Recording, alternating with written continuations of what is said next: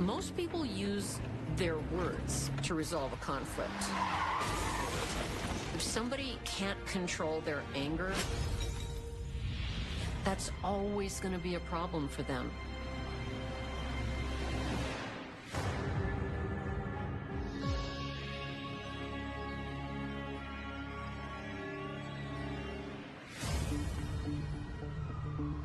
Cleveland, Ohio, 2016. A horrific scene confronts 32-year-old Ashley Schutz. Her husband, 35-year-old Ronrico, is gravely injured. The victim of a hit and run. Rico! Rico! I'm sorry. Let them do their work. What happened? But Ashley's in for an even bigger shock. Who did this? You did, Aunt Ashley. That's when everything kind of came crashing down. Oh, no. I had no idea. What happened, sir? She didn't know I was behind her. She drove over me. It was a mistake. What? That's right.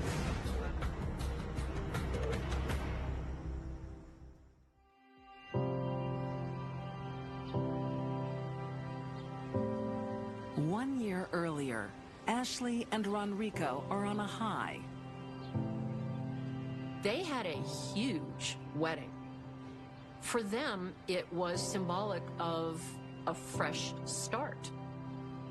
A new life for both bride and groom. A time to forget struggles of the past. This is us. It is grand. It is big. It is wonderful. And this is going to be us forever. Both Ashley and Ronrico bring children to the marriage, and they waste no time having one of their own. Oh, look at my baby! I'm so proud of you. Let me see. Oh, he's got his daddy's eyes. I'm gonna put him down for a nap. It seemed like for everyone that the two had found happiness together. You're going to have your hands full, girl. We're gonna be all right, Mom. We're gonna be all right. They were living together in the home that was owned by Ronrico's mother. New love, full of hope. Ronrico and Ashley are confident they will make it.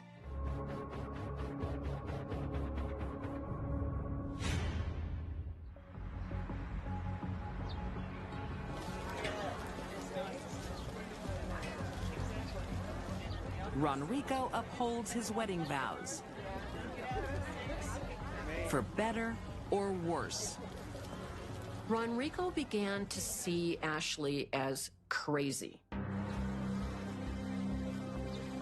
His wife starts attacking him publicly. Rico! This was Memorial Day weekend. It was a Saturday. As people do to celebrate the long weekend, people were drinking and carrying on. The two started arguing during the day, and the argument carried on throughout the afternoon. Give it to me. Whoa, chill, baby, chill. It's a party. As more drinks were consumed, the argument got more heated. Ronrico has had enough. Ronrico threatened to end the marriage. It's over, Ashley. We're done. Give her to me. No! Ashley was enormously upset at the idea of the marriage breaking up. There's an argument over who's gonna take the child. She's my child too, you know. It says so on the birth certificate. Say what? Ronrico points out that he's the one who signed the birth certificate. It's his child, as well as hers. Ronrico is playing with fire. Give her to me. Now! Stop it. Stop it. Give me that child. She just wasn't going to let that happen. What are you doing?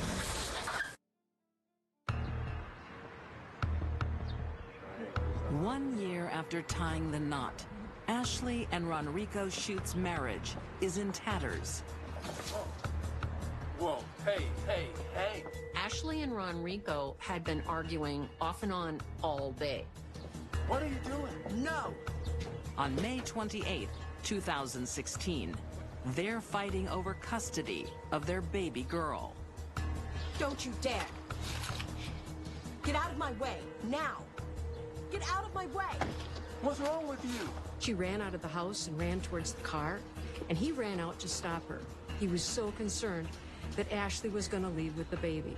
Like you said, it's over. No, you're not. Not with my daughter. Open this door, Ash! Open this He door! got in front of the vehicle to prevent her from leaving. Open this door, Ash! Open it! That didn't stop her at all. Whoa! What are you doing? Get out of my way, Rico! Ashley's idea of conflict resolution was turning her car into an assault weapon. Ashley wasn't content to have hit Ronrico once with the car. She backed up and drove over him again and then dragged him.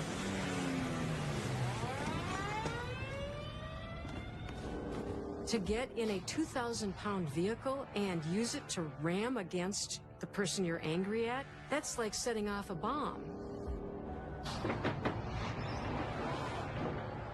The children were inside at the time, and the 11-year-old was looking out the window. Neighbors call the police. She didn't know I was behind her. She drove over me. It was a mistake. And strangely, Ronrico keeps their secret. Barely conscious and paralyzed, he is rushed to the hospital.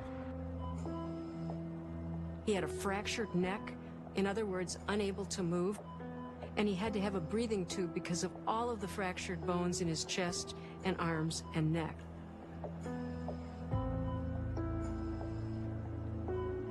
Ronrico told his mother what he originally told the cops, that Ashley had backed over him by accident, was not true. She ran me down. What? And that she meant to hit him, and she hit him from the front. I'm going straight to the Don't tell police. anyone. He also told her, please don't go to the cops with this. He didn't want the mother of his child in jail, so he protected her. He was thinking of the kids, not himself. Ronrico's mother keeps her promise until 11 days later. He went into septic shock as a result of the multiple severe injuries that he suffered, and then passed away. When he died, all bets were off. My son, Ron Schutz, was murdered, and I know who did it. It was his wife. Charlotte came forward and said that this is what Ronrico said really happened. So that's the moment the investigation changed. The police finally opened up an investigation. Based on her story, they proceeded to court. With testimony from the child witness, a jury is convinced Ronrico's death is no accident. He was in the neighborhood of 300 pounds and over 6 feet tall. He was a large man. I would think you would know if you ran over him.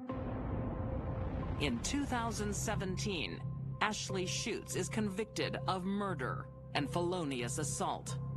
She's sentenced to life with a minimum of 15 years.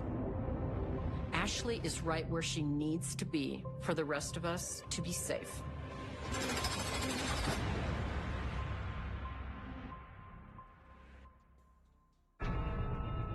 Sometimes the biggest threat Her behavior was over the top. to a woman It's a dangerous, emotional cocktail. is herself. And that's when this story took a turn for the worse.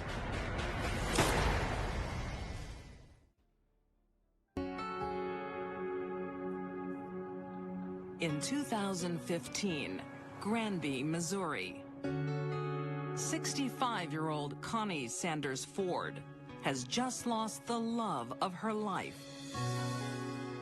Connie's husband died at the age of 74. After his death, she seemed to nosedive. When elderly people lose a spouse or long-term partner, it's much harder on them than when a younger person loses someone they love. Mainly because they feel they have less to look forward to.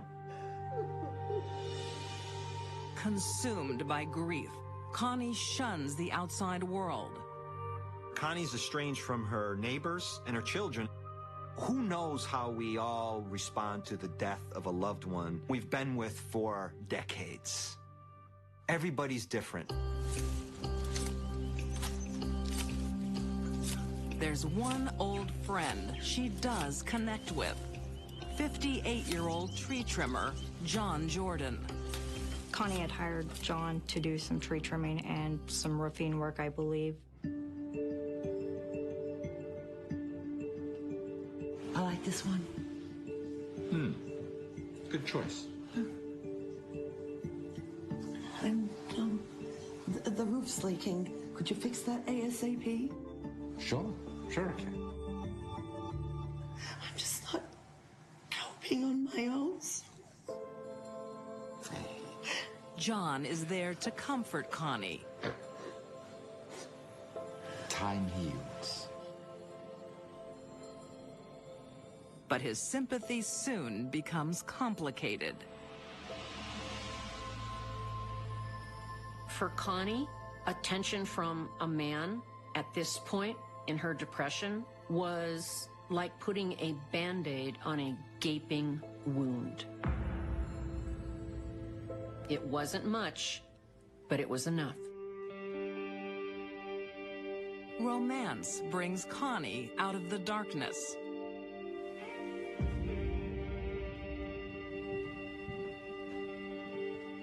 See you tomorrow. She falls right into it. It makes her feel good. It makes her feel alive again. It's like, wow, maybe I can start over.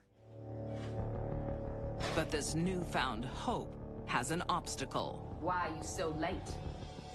The only problem is that he's married. I think I caught up with a plan. And he had been for over 40 years. Almost started without you. I mean, for John, it seemed like he wanted a fling. It seemed like he wanted some excitement in his life. I don't believe that they had had many marriage issues up to the point that Connie Sanders came into the picture. Connie knows she's betraying a friend. But it's not slowing her down.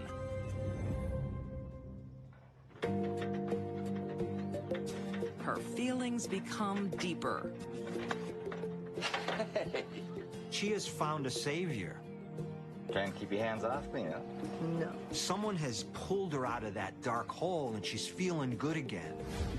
She's reinvigorated. She sees life again. She sees romance again. Roof's finished. That's my man. Connie showers her lover with affection and grand gestures. That's way too much. Connie overpaid John approximately $15,000 for the job he did. Oh, take it.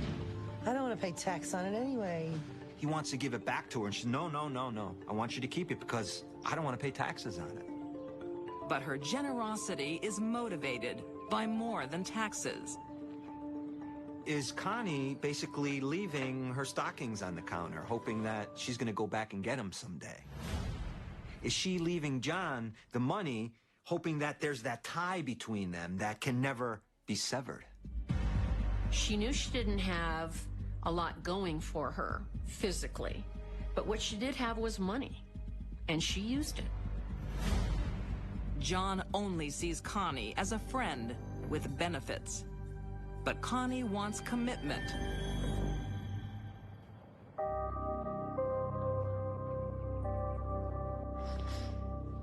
She decides to take matters into her own hands.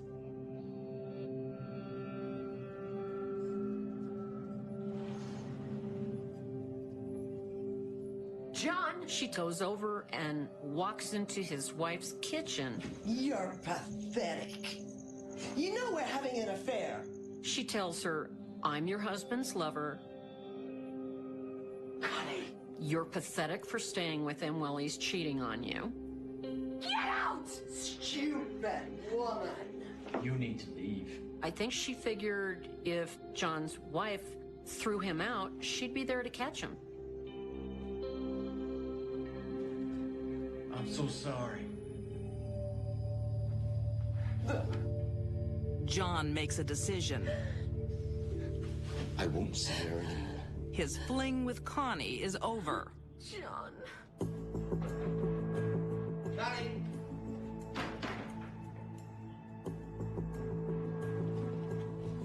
What's this? It's the money I owe you. The first thing he did was give Connie back the $15,000. She had overpaid him. I don't want it. I can't see you anymore. You're out of my life, and I don't even want your money. I won't leave my wife. I want my wife. That didn't sit well. Connie finds herself back in a dark place. She's, at this point, ready to do anything to get back at him. And that's when this story took a turn for the worse.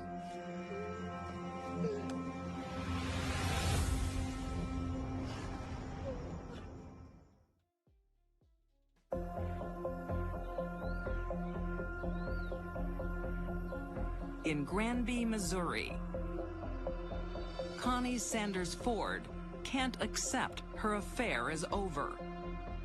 She was upset because John had gone back home to his wife. Lover John Jordan wants to end it. Hello? Are you getting back together? Yes, we are. John decides he wants to do the right thing. The problem with that is, Connie is not going to let him. Has he told you about... Connie was not a woman who was going to be ignored. Don't call here again. An obsession, jealousy, and rejection. It's a dangerous, emotional cocktail. She starts stalking them. She starts showing up at the house. Hey, do you think this is finished? Connie becomes the atypical fatal attraction woman. We've taken out a restraining order on you, Connie. You need to stay away from us. Restraining orders were obtained. Do you want me to commit suicide? But restraining orders rarely stop a charging bull. It'll either be me or you! And that's what Connie was. Go away or I'll call the cops. Her emotional blackmail and persistent stalking just drives John further away.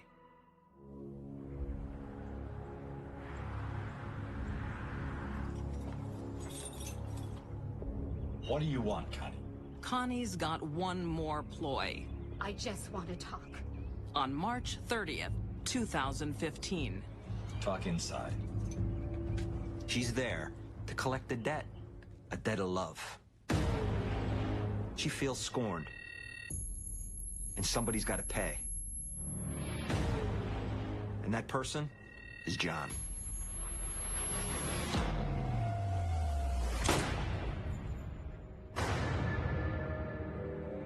There was a one shot to the chest. The bullet went through part of the heart and into the liver. He died quickly. Here's a guy she supposedly loved. Here's a guy she supposedly wanted to be with. And now she shot him. Connie hasn't considered what happens next. She's got no plan, no alibi, no clue. She goes to a friend's place and unloads. I shot him! What? After the murder, Connie goes to a friend's house and says, I shot him. God, I shot him! Shot who? John Jordan! I shot him! There's been a shooting.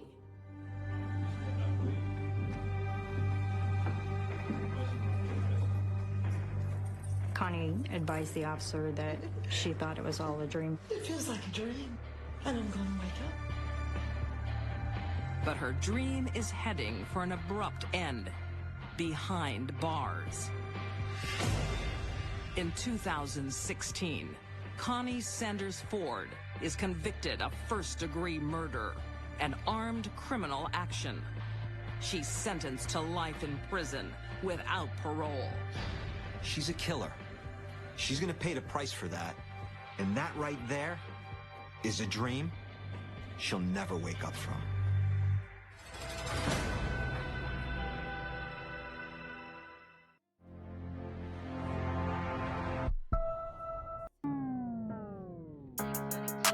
Yeah, we in the cut where I give you straight facts. Make sure you like, share, and subscribe for more content. Let's get it.